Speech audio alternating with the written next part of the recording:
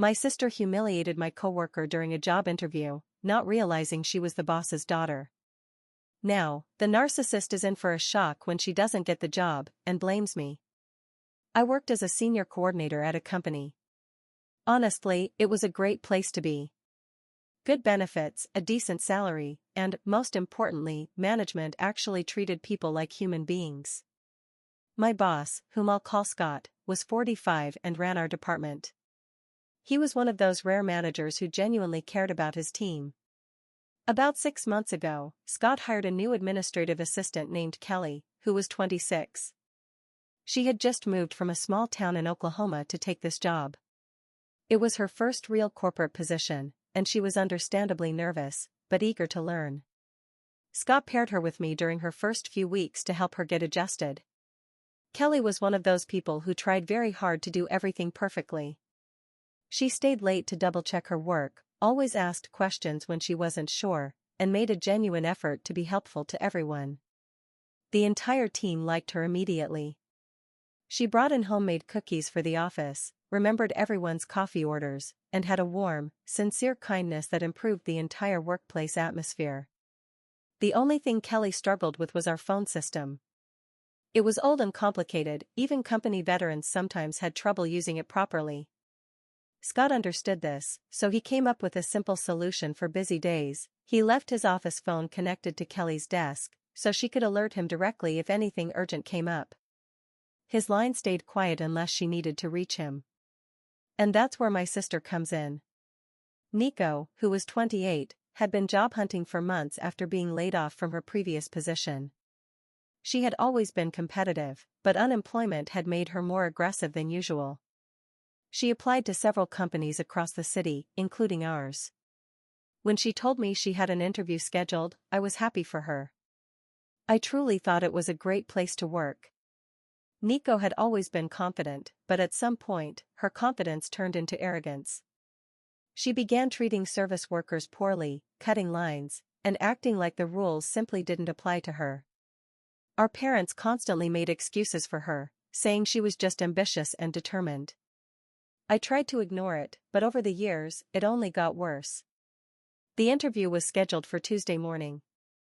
I knew Nico was coming in, but I didn't see her beforehand because I was stuck in back-to-back meetings. What I learned later came from Kelly herself, who was still shaking as she described what had happened. Nico arrived about 10 minutes before her interview. Kelly greeted her professionally, asked her to sign in, and take a seat. There were 3 other candidates in the waiting area, all quietly reviewing notes or making small talk. Nico looked around, signed the sheet, and sat down. A few minutes later, she got up and came back to Kelly's desk. She demanded to be seen immediately because she had another interview across town in an hour.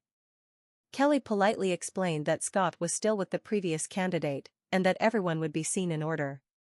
Nico's voice grew louder as she insisted her time was more valuable than the others. Kelly remained calm and professional, reiterating the policy of interviewing candidates in the order they arrived. That's when Nico completely lost it. She began shouting that Kelly was obviously new and didn't understand how important job interviews were. She said Kelly was clearly incompetent, and that once she got hired, she'd make sure Kelly was fired. The other candidates stared in disbelief. Kelly's face turned red, and her hands started shaking. Nico kept going. She said Kelly was probably just a small-town girl who didn't understand how real business worked. Then she said she didn't know if this was a company or a zoo, because she had just seen a toucan. She was referring mockingly to Kelly's nose. Then she demanded to speak to Scott immediately. What Nico didn't know was that Scott was on a call with a client while also interviewing someone. His phone system automatically connected to Kelly's line, and he heard every single word of Nico's rant. He quickly wrapped up his call with the client and ended the interview he was conducting. Then, he opened his office door and called Nico by name. She walked in, smug and full of confidence, probably thinking her aggressive tactic had worked. The door closed behind them. About 20 minutes later, Nico came out of that office looking like she had seen a ghost. She was pale and walked out of the building without making eye contact with anyone. Kelly was back at her desk. I could see she was trying very hard not to smile. Later that day, I found out exactly what had happened. Scott let Nico sit in silence for several minutes before telling her what he had heard. Then, he explained that Kelly wasn't just an employee, she was his daughter. She had moved to the city specifically to work at his company and learn the business from the ground up. He planned to gradually give her more responsibility, but he wanted her to understand every part of the company first. Scott told Nico that anyone who treated his daughter like that would never work for him. He also mentioned that he was on the board of the local professional association, and that Nico's behavior would be brought up at the next meeting. Most of the city's top firms had representatives on that board. That night, Nico called me in tears, asking why I hadn't told her Kelly was the boss's daughter. I told her I didn't know, which was true. Scott had never mentioned it, and neither had Kelly. I guess they didn't want anyone giving her special treatment. Nico accused me of sabotaging her on purpose. Over the next few weeks, Nico began receiving rejection letters from companies she had interviewed with months ago. Some didn't even bother sending letters, they just stopped responding to her follow-up emails. She became convinced that Scott had blacklisted her across the entire professional community. Our parents got involved. They demanded that I talk to Scott and ask him to give Nico another chance. I refused. I told them Nico's behavior had been unacceptable, and I wasn't going to risk my job or my reputation to clean up her mess. Eventually, Nico got a job at a small startup outside the city. But she had to take a significant pay cut. She barely talks to me now. And our parents think I did it out of jealousy, to keep her beneath me. But here's the thing, I saw what Kelly was like after that close encounter with my sister. She started acting differently for several weeks afterward. She began constantly doubting herself and apologizing for things that weren't even her fault. It took her a long time to become the cheerful, confident person she had once been. My parents believed I should have warned Nico about proper interview etiquette, or at least told her to be kind to the staff. But honestly, I didn't think I needed to tell a 28-year-old woman not to verbally abuse strangers. That should be common sense. Nico had every opportunity to make a good impression during that interview. She chose to show her true colors. The fact that it all went so badly wasn't bad luck, it was consequences. The worst part of it all? This tore our family apart. My parents invited Nico to family gatherings, but told me I wasn't welcome unless I apologized and helped fix the situation. My grandmother took my side. She said Nico needed to learn that actions have consequences. 6 months have passed, and our family is still divided. So now I ask, am I the bad one for not warning my sister about her behavior? Or am I right in thinking she should have known better? Update 1. A few months ago, I posted about my sister Nico's disastrous job interview, where she verbally abused my coworker Kelly, not realizing Kelly was actually the boss's daughter. Many people asked for an update, so here's what has happened since. About a month after my original post, Nico's situation got even worse. The job she had landed at a startup wasn't working out. Her boss was a recent college graduate who didn't tolerate Nico's condescending attitude toward younger employees. She kept making comments about how the company wasn't being run professionally and how she could do things better.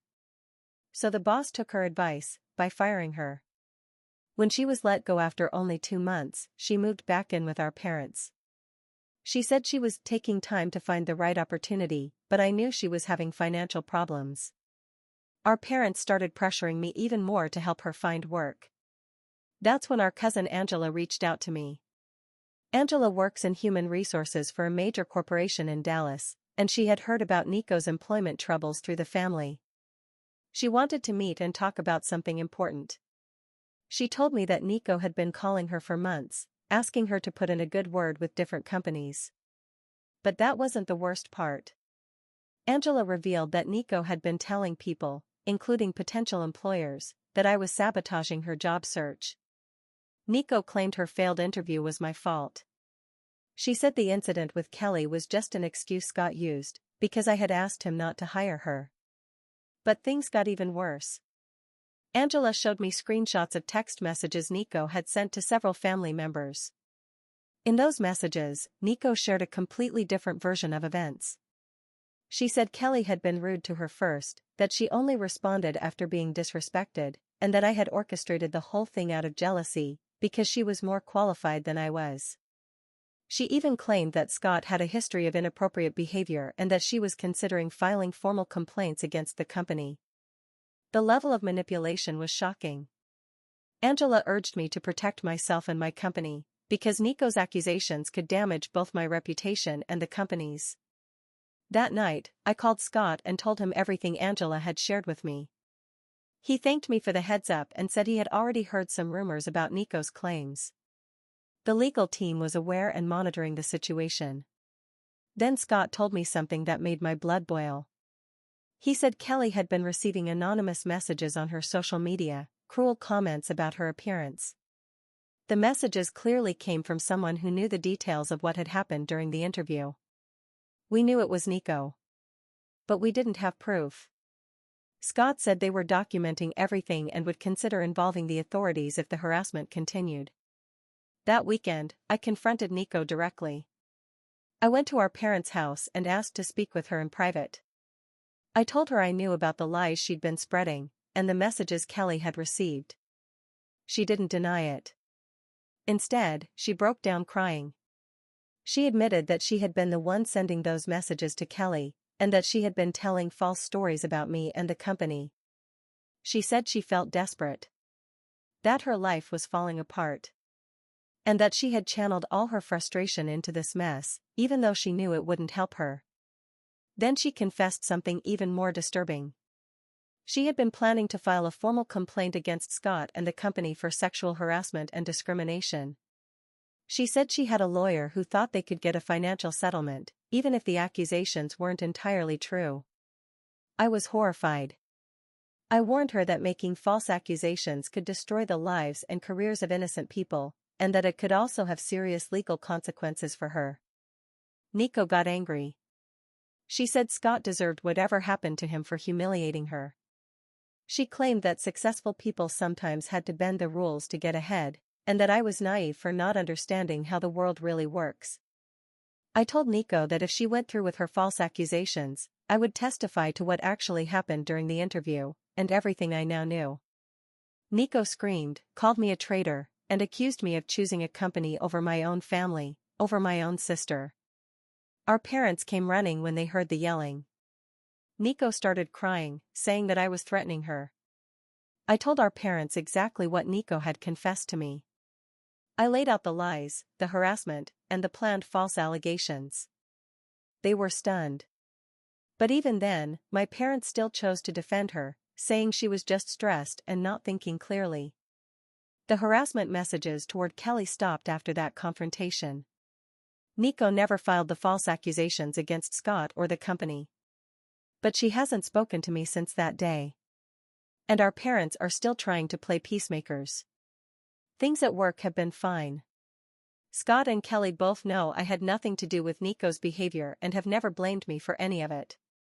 As far as they're concerned, Nico and I are complete strangers now. Update 2. I've been receiving messages asking for another update, so here's what's happened in the past 2 months. About 3 weeks after my last update, I got a call from Angela.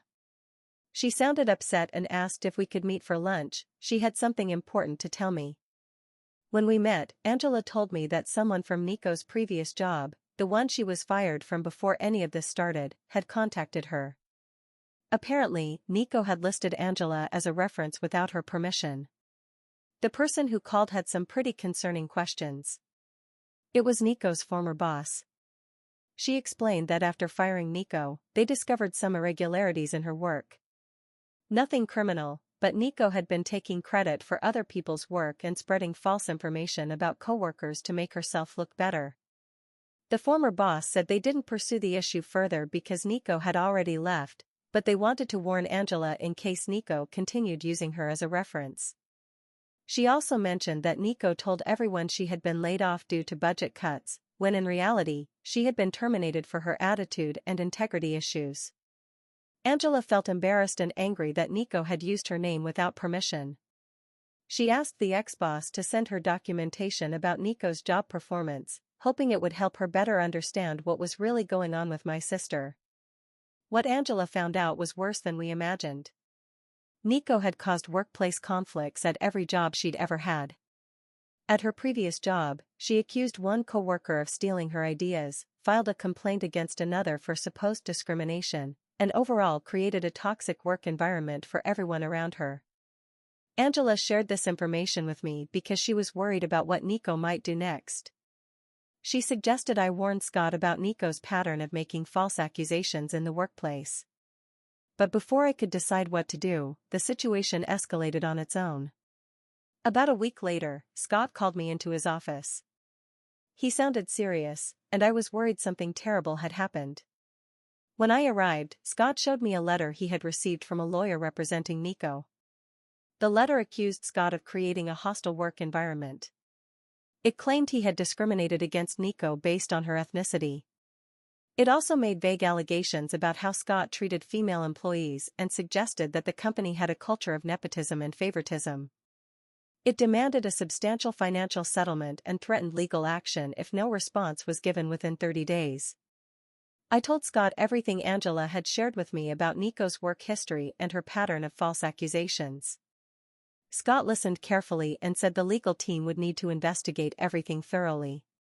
Shortly after that interview, someone had also called corporate headquarters with an anonymous complaint against Scott, claiming he ran his department inappropriately and favored family members. The timing of that call, combined with the lawyer's letter, made it clear that Nico had been planning this from the beginning. Scott assured me that I wasn't in trouble, and that the company stood behind me completely. He said the legal team was confident they could handle Nico's claims, especially now that they had evidence of her previous behavior. But he also warned me that things might get worse before they got better. He said that people who make false accusations often escalate when their initial attempts fail. That weekend, I decided to speak with our parents again. I went to their house and told them about the lawyer's letter and Nico's history of workplace issues, everything. Our mother broke down crying. She said she didn't know how to help Nico anymore. Our father said he believed Nico needed professional help, but doubted she'd ever accept it. I asked them not to tell Nico that I had shared this information. I was afraid of what she might do if she found out I was actively countering her false claims. But somehow, Nico found out anyway. That night, she called me screaming, saying I was betraying her and trying to ruin her life. She said she had every right to seek justice for how she'd been treated, and that I was a terrible sister for not supporting her. I tried to explain that making false accusations was wrong, but it was like talking to a brick wall. She said that sometimes you have to fight dirty to get what you deserve, and that I was too weak to understand how the world really works. The call ended with Nico telling me she never wanted to see me again. She told me I was dead to her, and that she would make sure everyone in the family knew what kind of person I really was. About a week later, Angela called me with more news. She said Nico's lawyer had contacted her, asking if she would testify about the work culture at my company. The lawyer claimed Nico had been discriminated against, and that her family members were being pressured to lie about what had happened. Angela told the lawyer that she had no knowledge of the company's workplace environment and that she would not be giving any testimony. She also mentioned that she was aware of Nico's history of making false claims in the workplace. The lawyer seemed surprised by Angela's response and quickly ended the call. Angela suspected that Nico hadn't told her lawyer the full truth, neither about the situation nor about her own history. I'm still waiting to see what happens next. The legal team remains confident they can defend against Nico's accusations, but it's still a very unpleasant situation. Update 3. The legal situation has now been resolved. My company's legal team did an excellent job dismantling Nico's accusations. They gathered documentation of her past workplace behavior, outlined the full timeline of events, and presented a clear picture of what had really happened during the interview process. Nico's lawyer dropped the case after reviewing the evidence the company provided. It turned out Nico had lied to the lawyer about several key facts, including her employment history and the circumstances of the interview. Once the lawyer learned the truth, he refused to continue representing her. Angela helped by providing documentation from Nico's previous employer, confirming her pattern of making false claims. The evidence was overwhelming, and the lawyer advised Nico that if she proceeded with the case, she would likely face sanctions for filing a frivolous lawsuit. Nico was also ordered to pay the company's legal fees, which were substantial. Our parents ended up covering most of the cost because Nico didn't have the money. That finally opened their eyes to the seriousness of what Nico had done. The legal resolution was a huge relief, but it also marked the end of my relationship with Nico. When the case was officially closed, she called me one last time to blame me for her legal problems. She said that if I had supported her like a real sister, none of this would have happened. I told Nico I couldn't have a relationship with someone who was willing to destroy innocent people's lives for personal gain. I told her I hoped she would get the help she clearly needed, but that I wouldn't be a part of her life as long as she continued down such a destructive path.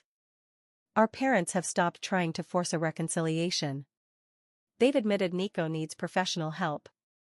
Yet they still enable her by supporting her financially and justifying her actions. I've also cut ties with them, because, at this point, they're basically feeding a cookie monster more cookies. Our grandmother passed away last month, and despite not being welcome, Nico showed up at the funeral. She tried to cause a scene, loudly announcing that I had ruined her life. But most of the family ignored her. I focused on honoring my grandmother's memory and didn't engage with Nico's drama. At work, everything has gone back to normal. Kelly is doing great. She was recently promoted to coordinator. She's grown more confident and has become a key part of the team. Scott and I have never directly spoken about the situation with Nico, but I know he's grateful we avoided a long legal battle. Nico still lives with our parents and hasn't found stable employment. She's burned bridges with most of the local community, and her reputation for making false accusations has followed her. She's had a few temporary jobs, but none have lasted more than a week, none of them in her actual field. Update 4. And to think, I was planning to end my story with the last update. But you all keep asking for more. So here it is, my sister has finally found, and more importantly, held on to, a job. Her new job is at an ice cream shop, serving cones to customers. No, it has nothing to do with her profession or what she studied for. But those bridges are long gone. At this point, I think every HR department in the country must know about her.